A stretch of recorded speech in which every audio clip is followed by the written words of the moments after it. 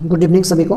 आज हम क्लास 10वीं के मैथमेटिक्स में एक इम्पोर्टेंट प्रमेय के बारे में चर्चा करेंगे जिसका नाम है थेल्स प्रमेय, और ये जैक बोर्ड द्वारा जारी मॉडल सेट 1 में भी है और ऐसे भी एग्जाम के दृष्टिकोण से बहुत ही महत्वपूर्ण है।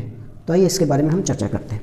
तो क्वेश्चन में इसको एक और नाम से पूछता है, कभी थेल्स प्रमेय बोलेगा, या इसको इस तरह से भी पूछा जाता है कि यदि किसी त्रिभुज की एक भुजा के समांतर अन्य दो भुजाओं को काटते हुए कोई रेखा खींची तो यह त्रिभुज की अन्य दोनों भुजाओं को समान अनुपात में विभाजित करती है, इसको सिद्ध करें। बहुत ही इंपॉर्टेंट प्रमेय है। तो आइए देखते हैं। किसी त्रिभुज की एक भुजा के समांतर यदि कोई त्रिभुज हम बना दिए, क्या ए बी सी एक त्रिभुज बनाया, तो इसके समानांतर एक रेखा क्या खींचा है, डी ई, है ना, जो ए बी को डी बिंदु पर, ए सी को ई बिंदु पर, ठीक है। अब देखिए दिया क्या है, त्रिभुज एबीसी में भुजा बीसी के समांतर एक रेखा डी है। देखो देखिए बीसी है, बीसी के समानांतर एक क्या है, डी है, जो एबी को डी बिंदु पर, देखिए एबी को डी बिंदु पर तथा एसी को ई बिंदु पर प्रतिच्छेद करती है। अब हमें सिद्ध क्या करना है, देखिए ए डी बट्टा डी बी और ए ई बट्टा ई सी, ये सिद्ध हमको करना है। रचना में आते हैं तो बी से ई को मिलाया, बी से ई को मिलाया तथा सी से डी को मिलाया, और डी से देखिए ए है ए सी, तो डी से ए सी पे लंब डी एन डाला तथा ई से ए बी पे ई एम लंब डाला। अब देखिए इसको और हम समझते हैं, ध्यान समझिएगा। देखिए एक ये हो गया ए बी सी, एक कोई त्रिभुज बनाया तो बी सी के समानांतर एक रेखा हम खींचा, हमने कौन एक रेखा लिया, डी ई लिया, ठीक है। तो हमको सिद्ध करना है कि ए डी बट्टा डी बी और ए ई बट्टा ई सी, देखिए ए डी बट्टा डी बी और ए ई बट्टा ई सी हमको सिद्ध करना है, ठीक है। जो ए बी को डी बिंदु पर, जो ए बी को डी बिंदु पर तथा ए सी को ई बिंदु पर प्रतिच्छेद करनी है, प्रतिच्छेद करती है, तो सिद्ध करना है डी बट्टा डी बी बराबर ए बट्टा ई सी। अब रचना में आते हैं तो बी से ई को मिलाया, देखिए बी से हमने ई को मिलाया तथा सी से डी को मिलाया, देखिए सी से डी को मिलाया, सी से डी को मिला दिए, और डी से एसी पर डी एन लंब खींचा। ये देखिए डी है तो क्या इसको नाम दे देंगे एन, तो डी से एसी पर, एसी है ना, एसी पे क्या लंब खींचा डी एन, और ई से ए बी पे लंब ई एम खींचा, ई एम डाला, देखिए ए एम मैंने ए बी पे ई एम लंब खींचा। ये यहाँ तक क्लियर है। अब आगे इस पर चर्चा करते हैं। अब आते हैं प्रमाण में, ध्यान से समझिएगा बात को। प्रमाण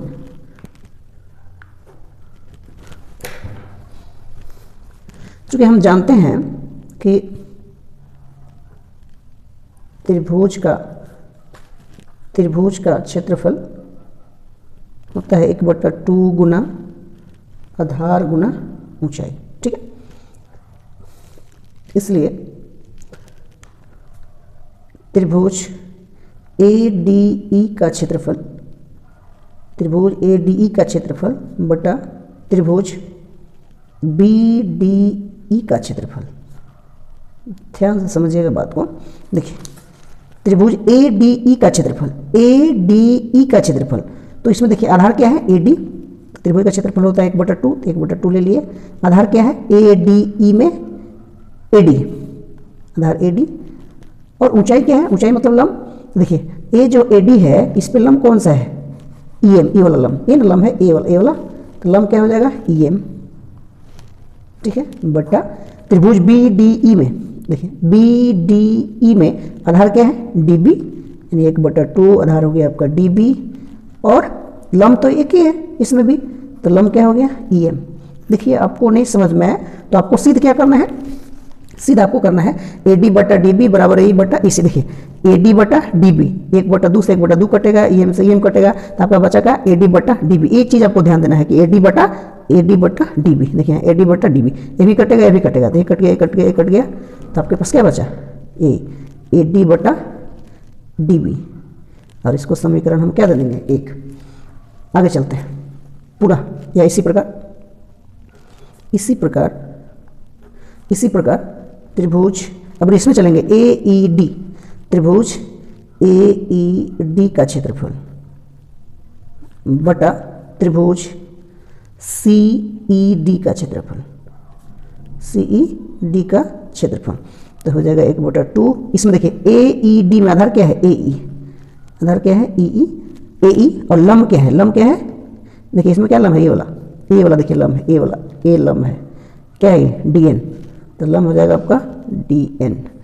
अब नीचे 1/2 तो यहाँ आँख मूंद के 1/2 लीजिए, देखिए ए बटा ई सी हमको लाना है, तो यहाँ एकदम 100% ई सी ही होगा, क्योंकि सी ई डी देखिए सी ई डी में आधार क्या हो गया, आधार क्या हो गया ई सी, और ऊंचाई कौन होगा ए डी एन, तो डी एन से डी एन कटेगा, 1/2 से 1/2 कट गया, तो आ गया आपका ए ई बटा ई सी।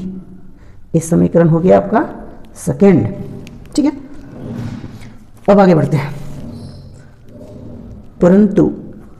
परंतु त्रिभुज बी डी ई का क्षेत्रफल, ध्यान से समझिएगा, बहुत इंपॉर्टेंट प्रमेय है, बराबर होगा त्रिभुज सी ई डी का, दोनों का त्रिभुज का क्षेत्रफल क्या होंगे, बराबर होंगे। इसको हम देंगे समीकरण थर्ड। क्यों बराबर होंगे उसको हम लिख रहे हैं, ये समीकरण हो गया थर्ड, क्योंकि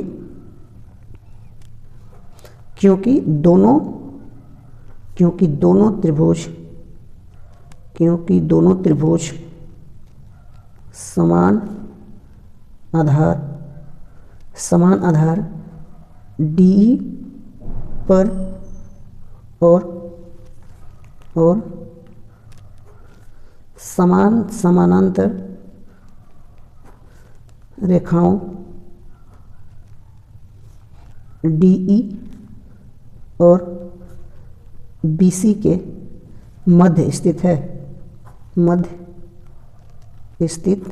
देखिए दोनों में क्या है कि जो आपका ये जो D है ना, दोनों में आधार ही क्या है, कॉमन है ना, इसलिए ये दोनों त्रिभुज का क्षेत्रफल क्या होंगे, आपस में बराबर होंगे। ठीक है, इसलिए त्रिभुज ADE का क्षेत्रफल, दोनों त्रिभुज अब क्या हो जाएंगे, बराबर हो जाएंगे, बटे त्रिभुज BDE का क्षेत्रफल बराबर हो जाएगा, ये दोनों बराबर हो जाएगा। देखिए ए वाला बराबर हो गया त्रिभुज AED का क्षेत्रफल,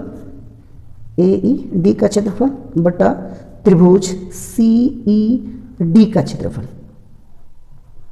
और इसको हम समीकरण देंगे 4। अब देखिएगा जब ये दोनों बराबर है, समीकरण हम चलेंगे 1 से 2 से और 4 से, तो इतना बराबरी क्या है AD बटा DB, और इतना बराबरी क्या है AE बटा EC।